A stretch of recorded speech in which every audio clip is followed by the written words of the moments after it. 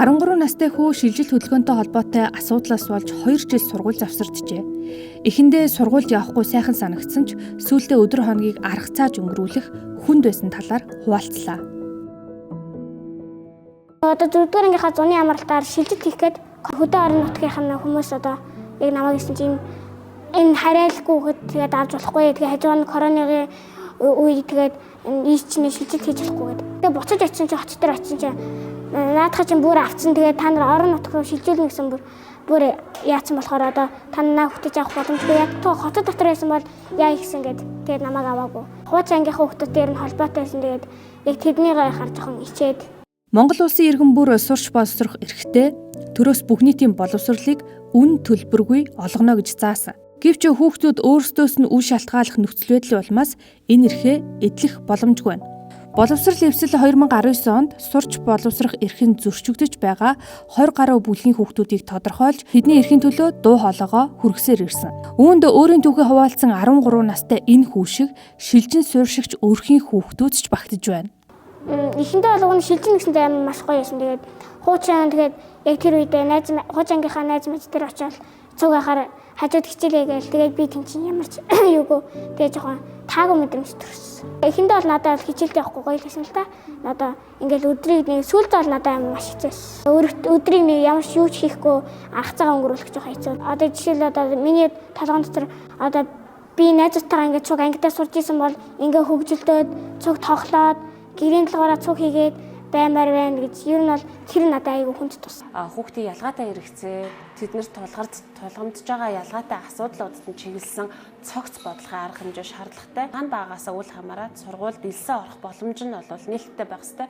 Одоо бол бүртгэлийн асуудлаас үүдэлтэй, харьяаллын асуудлаас үүдэлтэй шилжин суурьшигч өрхийн хүүхдүүд бол сургуулийн гадна үлдэх болон сургууль завсардах эрсдэлтэй байгаа учраас тухайн хүүхдээс юу гэдэг байрны ойр дээр юм уу тий хаягийн бүртгэл шаардахгүйгээр тэр хүүхдийг сургууль нь элсүүлэх тэр боломж нөхцөлийг бол бодлохоор хийх ёстой. Жишээ нь гэр хорооллын дахин төлөвлөлт. Үерийн гамшигын үед нүүлгэн шилжүүлэх, ур амьсгалын өөрчлөлтийн улмаас нутгаасаа нүүх хэрэгтэй болсон айл өрхүүд гээд шилжилт хөдөлгөөн хийх үед тухайн өрхөд байгаа хүүхдийн тоо, нас, эрэлт хэрэгцээг тодорхойлж сургууль завсардахгүй байх. Боловсролын гадна үлдэхээс сэргийлэх шаардлагатай. Хүүхдүүд боловсролын гадна үлдэх бас нэг шалтгаан нь үеийнгийн дээрлэхэлд ядуурл.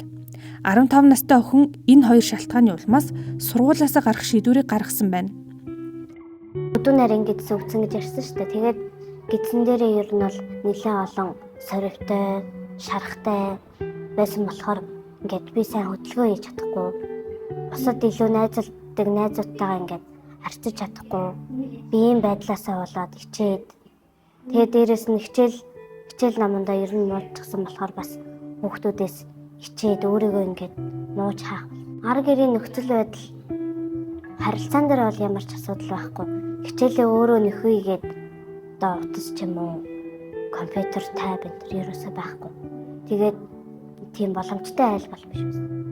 Хичээлээ ер нь нөхөөд ойлгоод сурах гэсэн хүсэл эрмэлзэл байсан ч гэсэн багш нар нь жоохон гадуур гэсэн. Нэг юм хийдэггүй юм чи хоошоосоо. Нөгөө нэг айтайхан юм хийгээд хүүхдүүд чаана. Нөгөөдийг урагшаасуу гэж хэл. Тэгэл хэлээг багт нь урагшаа очиж суугаад хичээлийг нь жоохон ойлгох гэхлээр чи юм ойлгохгүй гэж надад ингээд асуудал болоод байна. Би ингээ юм ойлгодог хүүхдүүд хичээлийн заагаад яг зэрэг яммаар байна. Тэгэл хоошоо сууч гарыг гэдэг шийдвэрийг би өөрөө гаргасан. Багш нар хүүхдүүд ч гэсэн намайг ингээд чи бараг гарчгаа. Чи ингээд чөлөө аваад явчихгүй юу бараг юм хийдэггүй юм чинь ямар юм хуманд оролцдог ч үштэй гэл.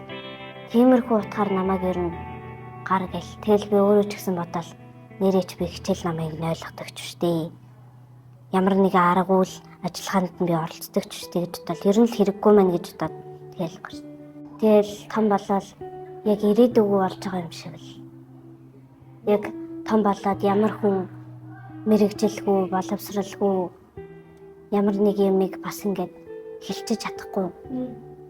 Яг тийм нэг хүн болондоо гэл нүдэнд төршлөгтэй л тийм хэцүү л байсан. Улсын сургууль хэдийгээр үн төлбөргүй боловч эргээд суралцахын тулд ийм далд зардлууд их гардаг. За тухайлх юм бол сургууль болон дотор байрны засварын зардал, дотор байранд үйл ажиллагаа явуулах чагаа одоо тэмцээн уралдааны хураамж тийм ээ. За тэгэнгүүтээ хүүхдүүдийн формны зардал, хичээлийн эргэлтгүүний зардал гэх мэтчлэн эдгээр бүх ачаа нуруу эцэг эхийн нуруунд дээр байгаад байгаа. Тэгэнгүүт бүлэг маань өөрөө орлогын тогтмол бус, орлого багтаа айлууд байгаад байгаа учраас энэ нь сургууль завсардах шалтгааныг болоод идэг гэдэг бас судалгаа байдаг.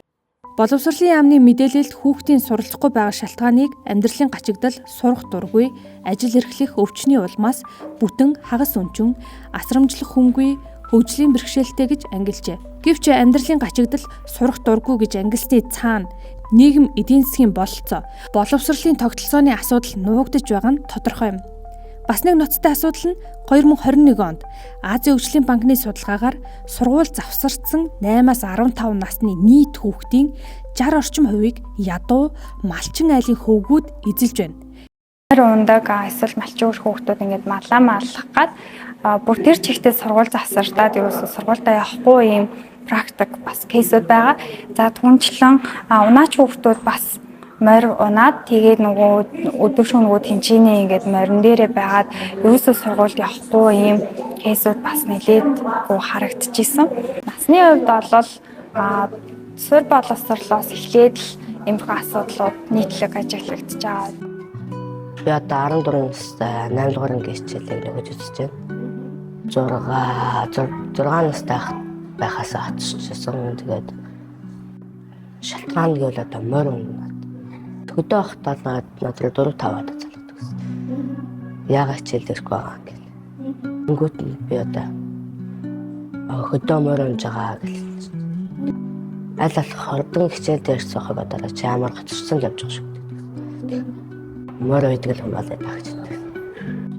Тэрнээс хаашаа буцаад сургуудаар арах гэж утсан. Тэгсэн чинь маш олон жилийн ач холбогдолтой явж байгаа болохоор тэгээд хичээлээ нөхөд хүрээд ирэх юм бол авъя гэж хэлсэн. Ер нь одоо л ингэж боддог. Багасаа хөдөө явах юм хэрэггүй л байж таа гэж хэлсэн. Аав нь хөдөө мал дээр ганцаараа тэгээд болохгүй болохоор одоо нөгөө ахлах дунд ингэж орж байгаа хүүгүүдээ хичээлээс нь гаргаж өөртөө хамт байлгах сонирхол байдаг. Тэгээд ээж нь сумын төвд баг хүүхдүүдтэйгээ буюу октоотойхон байдаг. Ийм тохиолдлоос нөгөө сургуулиас боловсролоос хоцорч байгаа хөвгүүд гэдэг ийм судалгаа хийгдсэний үндэслэл энэ дээр бас байгаа гэж би бодож байна. Тэгэхээр энэ малчтын хүүхдийг бас одоо доктортой сайн ахуйтай байлгахын тулд доктор байрыг маш сайн тогтжуулж гэрийн нөхцөлд ойртуулж өгөх шаардлагатай. Тэгэх юм бол эцэг их нь хамтдаа маллаад хүүхдээ санаа зовохгүйгээр байж болох юм аа гэж бодож байна. 2022 онд Монголд бага боловсролын гадна байгаа хүүхдийн тоо 20,300 гаруй гэж Дэлхийн банкны статистик тэмдэглэжээ. Эдгээр хүүхдүүдийн дотор хөгжлийн бэрхшээлтэй, сүм хийдэд чавлан суудаг, үндэсний цөөнх, бэлгийн цөөнх зэрэг хүүхдүүд багтаж байна. Боловсролын гадна үлдээд байгаа хүүхдүүдийн хувьд бол энэ хөгжлийн бэрхшээлтэй хүүхдүүдийн тоо бол нэлээд жин дарж байгаа. 7 сард энэ судалгааг авч үзсэн ба. За энэ судалгаан дээр бол энэ сургуулийн өмнөх боловсролын 600 гаруй, ерөнхий боловсролын сургуульд 2000 хүүхэд ингээд нийтдээ 3000 гаруй хүүхэд бол бас энэ хөгжлийн бэрхшээлтэй хүүхэд боловсролд хамрагдаж чадаагүй байна гэсэн тоон үзүүлэлт гарсан байгаа. Манай аймагт бол бас ламаар шавлан суудаг хүүхдүүд бол нэлээд олон байдаг. Боловсрол нь бол одоо тийм монгол хэл математик төдий эхнээс хязгаарлагдсан. Одоо хүүхдийн одоо иргэний боловсрол гэдэг юм уу, байгаль орчинтой холбоотой гэдэг. Ер нь бол олон талын сургуулиудаар авдаг боловсролыг эзэмших асуудал муу байна. Нэлээд тийм төрийн бус байгууллагуудын хавчлага яваад байвал жаахан тийм насан туршийн боловсрол төвмөр дамжуулаад боловсрол олгох одоо явдал нь бол ингээ ганц нэг үзэгдэжсэн. Ямар нэгэн шахал тавьчилт ийм асуудал гарч ирэх бас боловсролынх нь одоо асуудал мод шигтэй. Боловсрол эвслээс гаргасан найзыг минь сургуульд оруул мэдээллийн багцад бүх нийтийн сургуулийн өмнөх боловсролын үйлчилгээг өргөжүүлэн бага боловсролд саадгүй шилжээ элсэх боломжийг олгох, засгийн газар улсын төсөвт боловсролын салбарыг чухалчилж ухаалаг үр ашигтай хөрөнгө оруулалт хийх зэрэг дээрх асуудлуудыг шийдэх бодлогын 10 зөвлөмжийг боловсруулжээ. Түүнчлэн уг мэдээлэлд боловсролын яам, хөгжлийн бэрхшээлтэй хүүхдийн хөгжлийн төв, гэрээр боловсрол эзэмшиж байгаа хүүхэд хувийн сургууль зэргээс статистик мэдээлэл авдаггүй байх тохиолдол байдаг. Ийм учраас сургууль завсарсан болон сургуулийн гадна байгаа хүүхдүүдийг үл үзэгдэгч, хагас үзэгдэгч, бүрэн үзэгдэгч гэсэн 3 ангилалд хуваан наривчлан судлах шаардлагатайг онцолжээ. Үл үзэгдэгч хүүхд гэдэг нь хаач бүртгэл нь байхгүй, бүртгэл тогтоолдоогүй хүүхдийг хэлнэ. Хамгийн эмзэг хурц очих боломжгүй хүүхдүүд. Тэдний нэг өдгөө 17 настай хүү 2 дугаар ангиас хойш огт сургуульд сураагүй гэлээ. Одоо 17 таа. Тэгээд ер нь энэ анх сурахдаа 2 дугаар ангийн хичээлээс эхлээд одоо 9 дугаар анги болж байгаа. Хөдөө өвөө дээр очихгоо тэгээд уг нь хөдөө орон нутагт уг нь сурсан. Тэгсэн чинь тэгээд нэг тэр сургуулийнх нь хүүхдүүд нь хотоос ирсэн хүүхэд шижиж ирсэн мэлж ирсэн гэж жоохон гадуурхаад тэгээд тэр хүүхдүүдтэй жоохон зодонуудын болоод тэгээд ер нь би өөрөө гахаа шийдсэн. 2 дугаар ангиасаа завсардаад тэгээд 16 хүртлээ яваагүй. Орон нутгийн нэг сургуульд очичоод тэгээд нөгөө элдв нэг асуудал гаргаад тэгээд нөгөө хөгдөө гарсан болохоор өвөөгийн төдөө очиод ер нь өвөөтэй зүг мал дээр л байдаг гэсэн. Ээж болохоор уг сургуулийн яваалаа гэж бодоод төгсөн.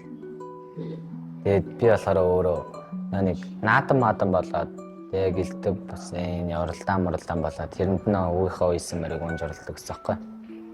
Тэгээ бүр өөрөө амар хоббитой болоод тэгсээр хагаад ер нь сургуульд очих байлаа тэр ерөн гарлаа гэж шийдээл. Өнөөдөр боловсролын салбар зөвхөн одоо сургууль цэцэрлэгт орж ирсэн хүүхдээ тоолоод 97% хамралтай 99% хамралтай гэж сэтгэл ханаад явж байна. Гэвч энэ тоо статистик хуудуутай бах магадaltaй.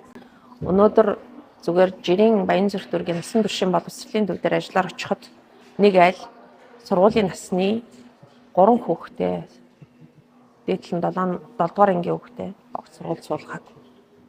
Дээр дурдсан тохиолдлын хувьд нэг айлын 4 хүүхэд сургуульд явдаггүй байсан. За одоо том хүүхэд нь ерөнхий боловсролын сургуульд илсээд үлдсэн 3 дүүн насан туршийн боловсролын төвд хоцрогдлоо нөхөж байна. Сургуульд илсээгүй хүүхэд номын мэдлэгээс гадна өөрийгөө илэрхийлэх, ярих, бусадтай харилцах чадвар нь үеийнхнээсээ хоцордог. Асуултанд ганцхан үгээр хариулж байгаагаас үүнийг тод харж болно. Нэгдүгээр бага хатад тэтэлцэгт нэгд болж ирсэн. Би сургуульд юус орог. Эмээ үгэнд айц тэгээд юу сургуульд яваа ингээд эд автоо эддэс. Тэгээд 9 сар одохоор явлаа гэж. Хэлтэн настай нэгдүгээр анги болт. 2 ном сурах. Энэ сургуулийн гадна байгаа хүүхдийг боловсролын хөтөлцөө огт тоолохгүй, тооцохгүй гэсэн. Тэгэхээр улсын бүртгэлийн тоо мэдээ болон бусад тоо мэдээллүүдтэй боловсролын статистика тулгаад боловсролд орж ирээгүй боловсролын гадна үлдээд байгаа хүүхдүүдэд нэгдүгээр тооцдог, анхаардаг болмоор байна. Өнгийн хичээлийн жилд нэг боловсролын үнэлгээний төвтэй хамтарсан том судалгаа авсан байгаа. Энэ судалгаан дээр хэд одоо зөвхөн манай Баянзүрх дүүрэгт ихтэй 55 хүүхэд сургуульд хамрагдаагүй, боловсролд хамрагдаагүй хүүхдийн судалгаа гарсан. Эргүүлээд одоо 14 хүүхдийн бол боловсролд хамруулж чадсан байгаа. Ерөнхий боловсролын сургууль болон манай өөрсдийн сургууль өөрийнхөө төвдөө мөн гэр одоо сургуультанд хамруулж чадсан 14 хүүхдийн асуудлыг шийдэж өгсөн. Бусад хүүхдүүд нь бол одоо 15-аас 18 насны хүүхдүүд бол сургууль дээрээс хамрагдаагүй, дахиж одоо би суралцах сонирхол байхгүй, ажил хөдөлмөр хийдэг, ар гэрээ тийжээж авч явдаг гэсэн юм хүүхдүүд байсан. Зарим хүүхдүүд нь бол хөгжлийн бэрхшээлтэй гэртээ ингээд ямар нэгэн сурах боломжгүй гэсэн юм хүүхдүүд байсан. Хороодын нийгмийн ажилтнуудаар дамжиж хорооноос судалгаа авсан байгаа. Гэхдээ яг тэр судалгаа авсны дараагаар дахиад сургууль засварлалтын хүүхдүүд илрээд гараад ирж байгаа байхгүй. Тэтгэлийн хүрээнд бол манай төвийн зүгээс бол байнга л яг сургууль засвар зүгт хаана байна гэдэг юмыг л илрүүлж явж байхгүй бол ер нь тэгэл нуугдсан тэр хүүхдүүд өөрсдөө сурах хэрэгтэй гэдгийг мэдээж өөрхөн юугаар ингээд явж чадахгүй учраас тэгэл нэг айлт ч юм уу хөдөө ч юм уу тийм ээ нэг эсвэл өвөө мэдрээ байгаа ч юм уу ийм байдлаар сургууль засвар зүгтүүд байна. Боловсрол бол мөрөөдлийн үр. Мэдлэгээр зүг чигээ тодорхойлж, дэлхийн дайтай амьдрах мөрөөдөл цээжинд багтдаг. Эдгээр хүүхдүүдийн хувьд нэгэн үе шантарч байсан ч одоо хичээлээ нөхөж үзээд өөртөө итгэж ирээдүгөө илүү томоор харах зоригтой болсон байна. Яг тэр үедээ бодож исэн юм гүйлгээл одоо бардвал хөдөө гардаг л ахтаа хичээлээ хийцэн гэл.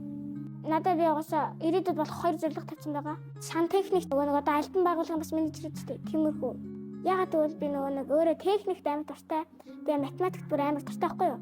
Миний тохирох ажил гэж ер нь бас өөрөө бодоод байгаа. Тэр жил чинь би энийг ойлгохгүйсэн одоо энийг ойлгоод авчиг гэдэг ч юм уу. Бүр урам зориг ороод. 9-р ангийн гэрчлэгийг авангуудаа юунд ороод коллежид оронгуудаа Япон руу яваад гоо сайхны чиглэлээр сурах гэж бодож байгаа.